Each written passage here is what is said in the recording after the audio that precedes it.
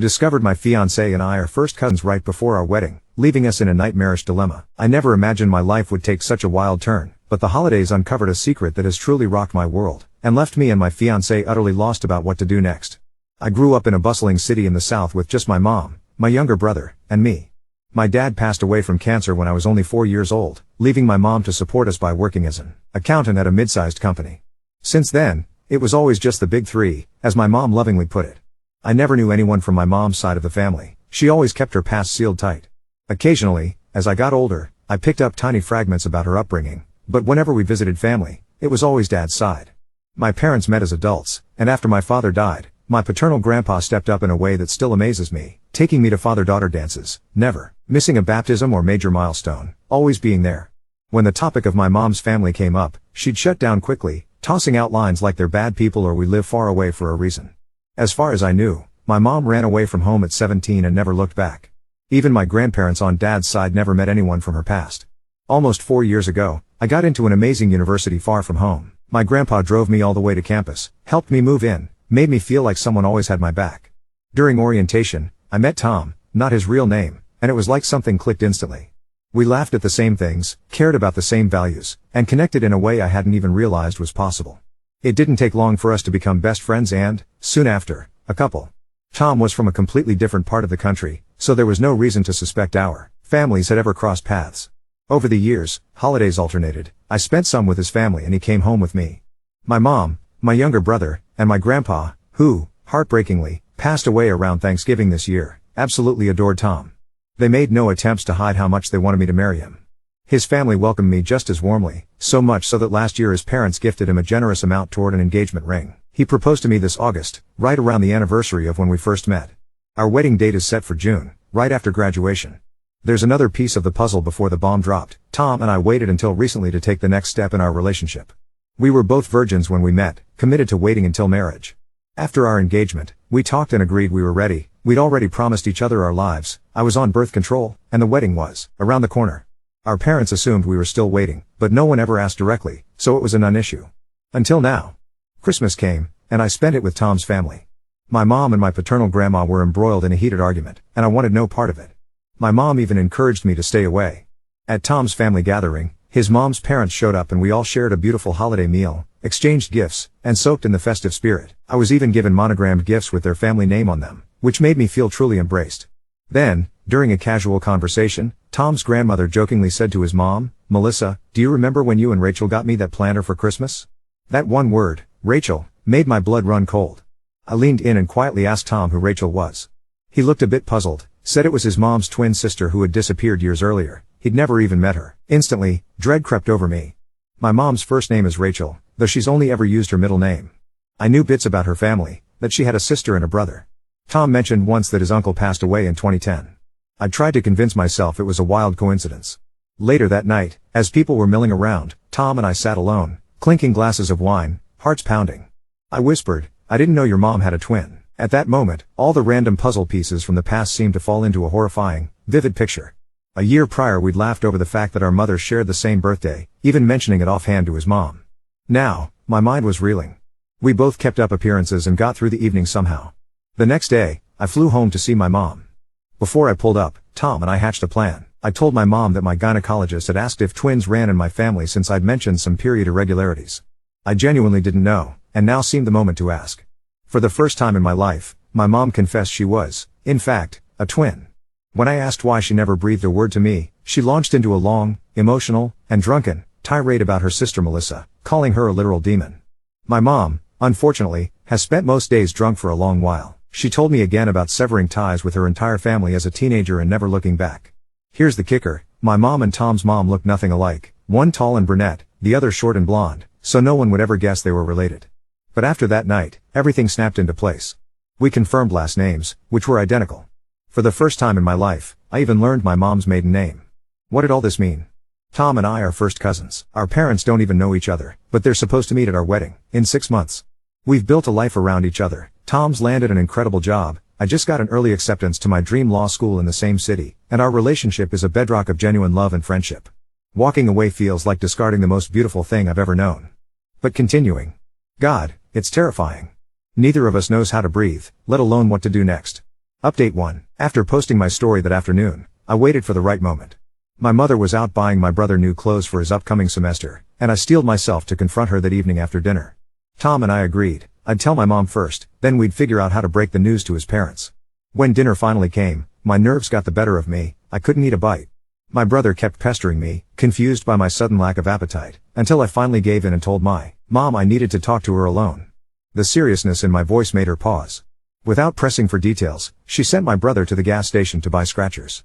As soon as we were alone, I looked her in the eye and began, "This is really big news, but I want you to know that I intend to continue my relationship with Tom."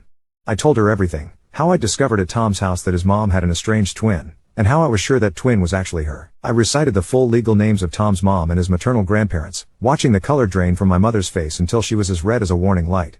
She kept repeating, "What? And is this a fucking joke?"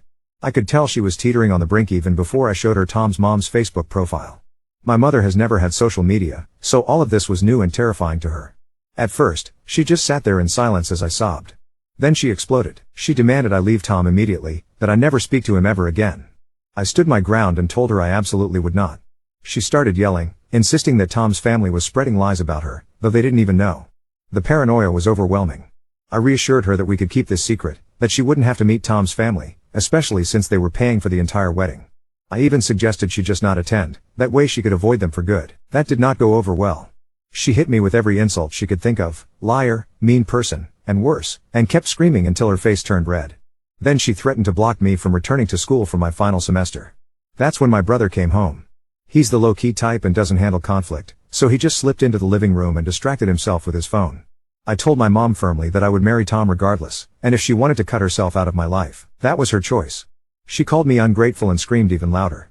Then she demanded my phone, but as luck would have it, I was on Tom's family's plan, not hers. When I refused, she ordered me to my room.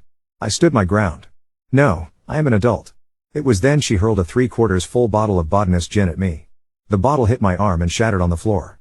With glass all around and my mom now out of control, my brother finally stepped in. He pulled me out of the house, and together we stood in the yard, listening to her breaking things and screaming inside. My flight was early the next morning.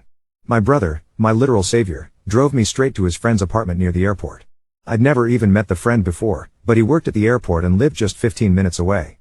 My mother sent me dozens of texts, horrible words, threats, tears, but ultimately, that night felt numb and unfinished. I'm sitting at the airport now, waiting for my flight. My arm is bruised but otherwise fine.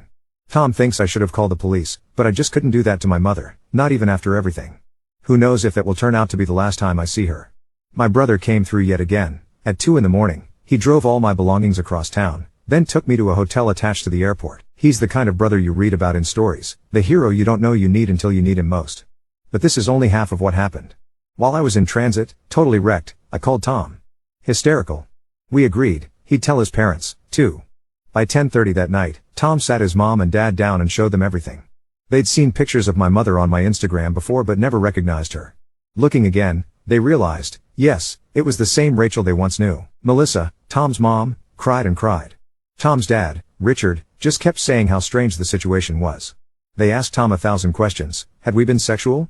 Did my mother know everything? And Tom answered honestly. They were disappointed, but surprisingly, they didn't dwell on that. The moment Tom shared what happened between my mother and me earlier that night, everything changed. Richard and Melissa told him they still wanted to support our marriage, but we'd need a plan. They reached out to me with impossibly kind texts. Nothing had changed, I was still their daughter, and they loved me, no matter what. Melissa decided to share her side, the story of my mother's estrangement. When my mom was in high school, she started unraveling emotionally, accusing her mother of favoring Melissa, the good twin. Their father coached the school basketball team. Melissa played, my mom did not, and my mother felt rejected by both parents. During their senior year, she ran away with an older boy, not my dad, someone else. His family knew my grandparents, so everyone assumed she was safe. But my mother made it clear she never wanted to speak to her family again, and she kept her word. The last they heard, 3 years later, that boy's parents saw her moving to a new city, the city where she eventually met my dad. They wrote letters she never answered. Eventually, they had to honor her wishes for no contact. Tom got all of this from his mom, secondhand, while I sat in a hotel room at dawn, emotionally exhausted and unsure what was true or what was myth. It's all a tangled past, and I might never get to hear my own mother's version. How am I, really? I'm heartbroken and frightened.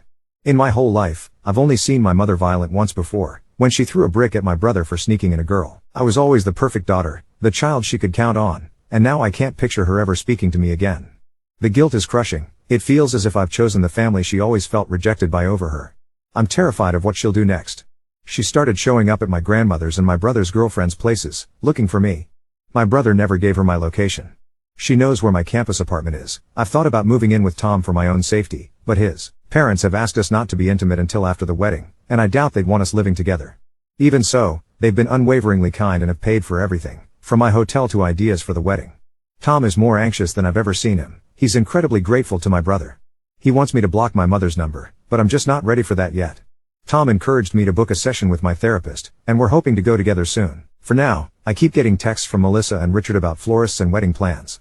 I feel shaky, uncertain, but also deeply loved, by Tom's family, my brother, and, strangely, by myself for holding on to what matters most. The world is a terrifying place tonight, but at least I know where I stand.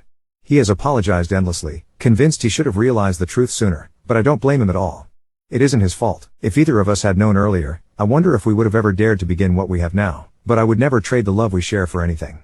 That love is worth everything to me. This morning, his father gave him a stern warning not to share our secret with anyone.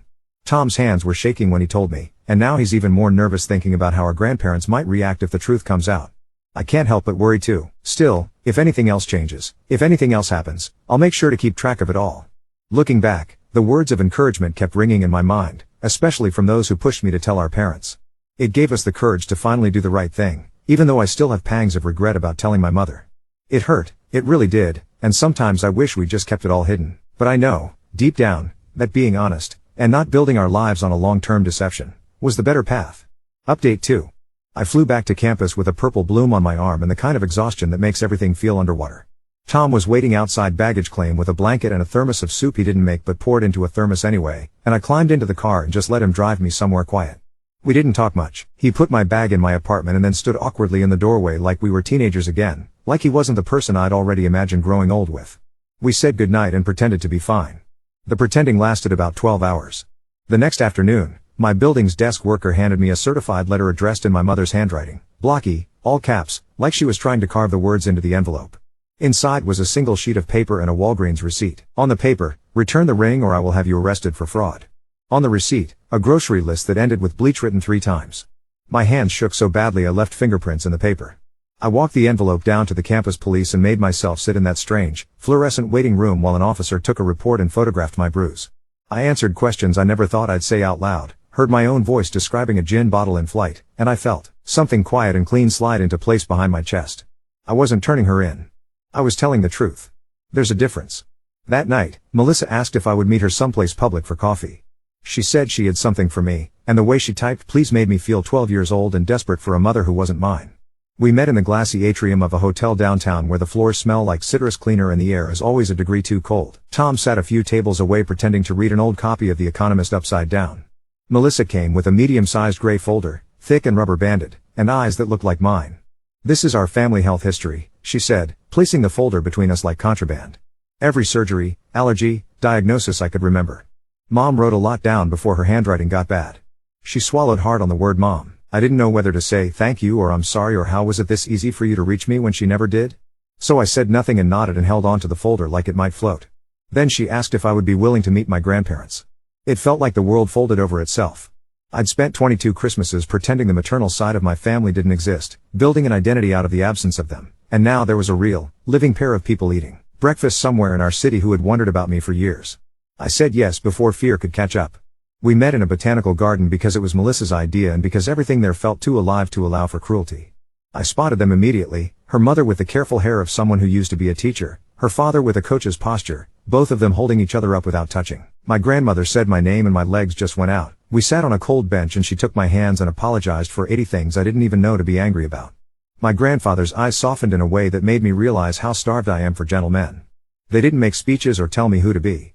They gave me a tin of index cards, a recipe box, barely holding together with a rubber band, filled with letters they'd written to my mother after she left. Every birthday, every Christmas. Little notes about birds in the yard and a new wind chime and the twin rhododendrons they planted because they thought, maybe, someday. Every one of them stamped and postmarked and returned to sender, corners bent like dog ears. No one asked me to leave Tom. No one fainted. My grandfather, who hasn't seen my mother in 20 years, asked instead if I had a good doctor and whether we were eating enough food between school and work and grief. When I told him we'd made an appointment with a genetic counselor, he nodded like that was the wisest sentence he'd ever heard. We saw the counselor 2 days later in a tidy office full of empty chairs and diagrams of chromosomes like little ladders. She'd read Melissa's folder, and she was calm in a way that made me remember how to breathe. She explained what I already knew in the abstract but needed to hear said aloud. The baseline risk of a birth defect is never zero. For first cousins, it's higher, but not the horror story people imagine. She recommended carrier screening for both of us, walked us through odds and options and timelines and the reality that love and planning can live in the same house. We left with pamphlets and a faxed order for blood work and the unromantic relief of numbers. That night, Tom and I lay on opposite ends of my couch, a chaperoned inch of fabric between our socks, and Googled marriage license requirements in our state. The answer blinked back at us in black and white. Illegal. The word felt like slamming into a glass door you didn't know was there. We called the county clerk to confirm and got a woman with a warm voice who said she couldn't issue a license to cousins even if she wanted to. We hung up and just stared at each other, terrible and buoyant all at once. Melissa, practical as an operating manual, had already figured out the rest. The state line is 45 minutes away. There's a small courthouse there that will marry you for $50 and a handshake, and the law won't care who your aunt is. We drove the route on a Saturday morning just to feel it in our bones. We found a little white chapel with peeling paint 2 streets over and a diner that serves pancakes the size of steering wheels. By the time the coffee cooled, we had a plan. We could move the ceremony, venue issues, availability problems, little harmless lies people tell when a wedding needs to change shape, and no one would be the wiser. We could keep the June date. We could sign our license legally where it's allowed and dance where no one knows. 2 days after that small relief, my mother showed up on Melissa's front lawn. Tom was with his parents, measuring tablecloths, and I was on speakerphone when I heard the scream. There was a strange howl to it, animal and woman at once, and then the sharp scrape of wood on concrete. My mother was trying to pull their mailbox out of the ground. Richard went outside with the cautious, measured energy he uses when grilling, hands visible, voice level. He asked her to leave, said he would call the police, and for a strange, stuttering second I thought she might sink into the grass and disappear like a bad dream. Then she spat at him. The police came. They took a report. They gave her a trespass warning and my old world cracked another inch. I filed for a protective order the next morning.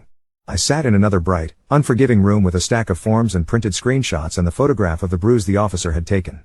My brother met me in the courthouse hallway with a to-go coffee and stood behind me like a shadow.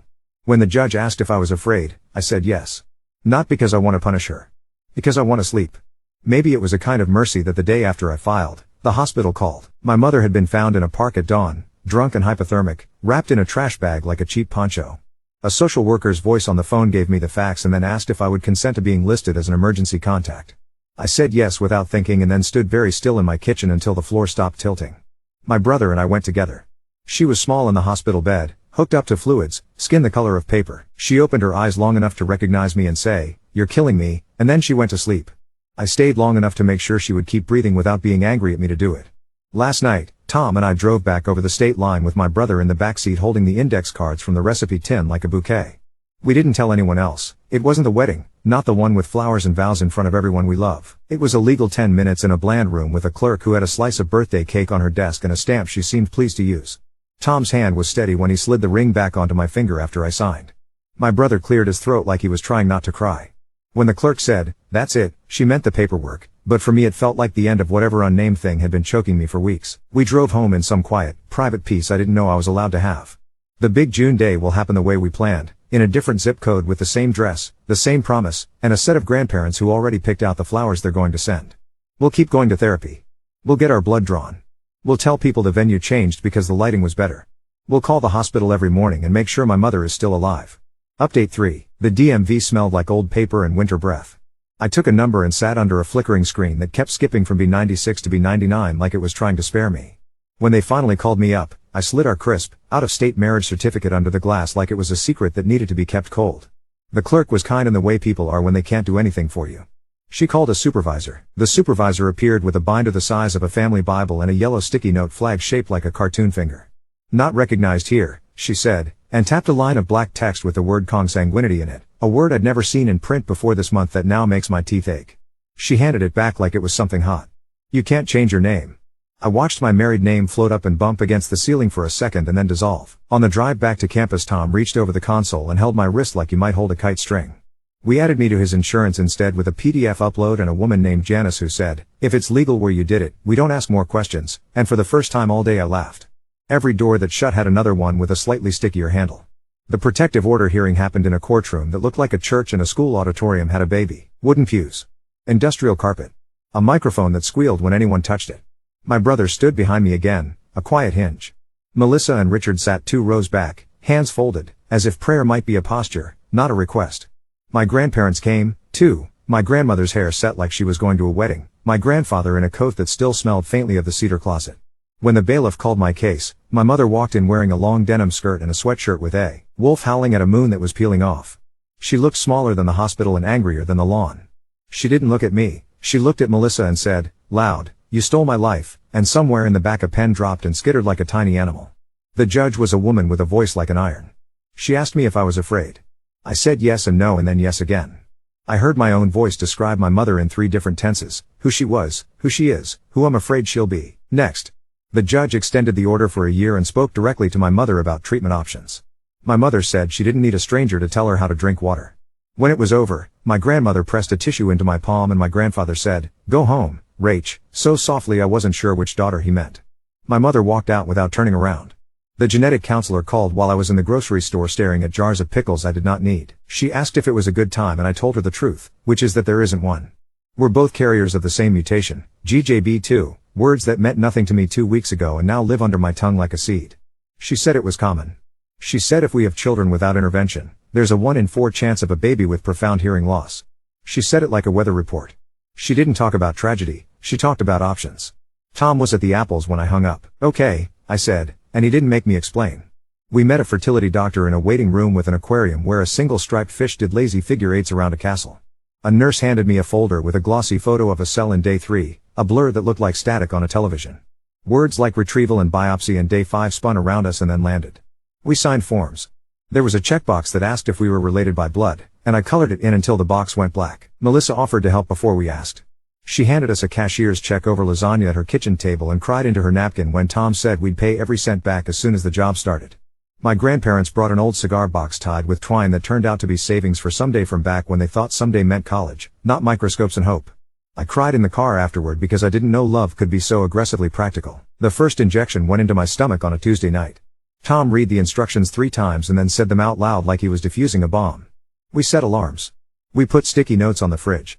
My body turned tender and green like a bruise, and still I went to class and answered hypotheticals about contracts as if the tiny people we might one day meet weren't already drawing up their own. The day after the hearing, a thrift store card showed up in my mailbox, the kind with a giant kitten playing a piano. Inside, in my mother's shaky block letters, I saw your grandparents. You don't know what they did. No signature. 2 staples holding the card together where it had torn.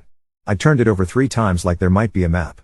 I slid it into the recipe tin between a letter about a wind chime and one that says moths ate the good blanket and put the lid back on. We met with a woman who sometimes officiates weddings to talk about changing our June ceremony location. She had an office full of succulents and a cheerful sign about love being love that I didn't test.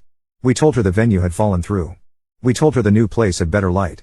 She nodded like she hears this every day and said she could bring her own microphone if the one on site is fussy, and suddenly the idea of a fussy microphone almost undid me. Later that week, my grandmother asked if they could invite 2 old friends from church who used to bring my mother to VBS when she and Melissa were little.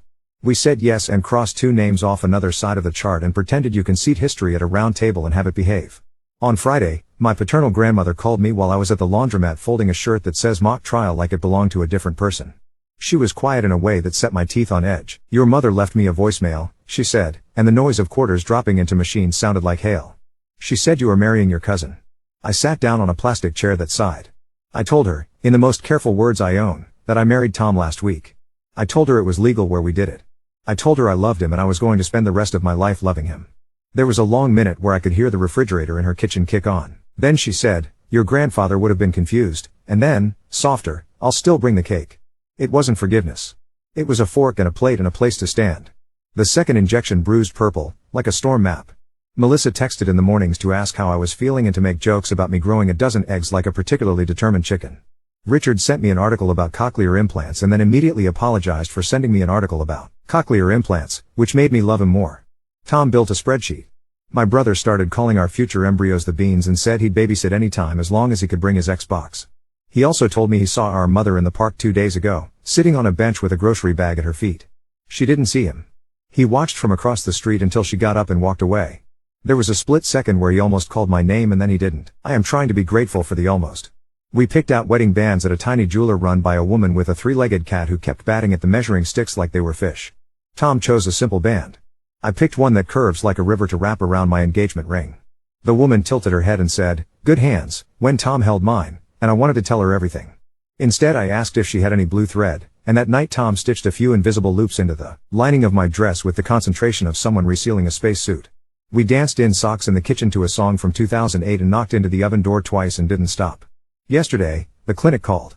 I had 12 follicles. The nurse sounded triumphant, like a coach announcing a perfect bracket.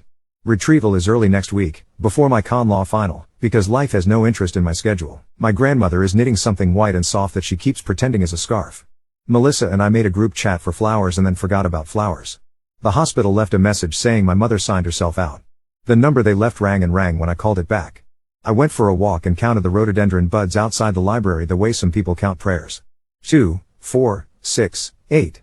Even numbers, ready to split. We are building a life out of paperwork and meals and the strange, ordinary labor of choosing each other when it would be easier to choose quiet. We're still moving the ceremony 2 exits down the interstate and telling people about the light. We're still checking the hospital list in the morning, even if the line rings. We're still writing our names, in whatever order they'll let us, on forms that will one day add up to a house. And on the nights when everything tilts, I pull an index card at random from that tin and read about a goldfinch at a feeder in a yard I'm only just learning how to claim. And I remember that love has always been a series of ordinary decisions that look impossible until you're already standing on the other side of them.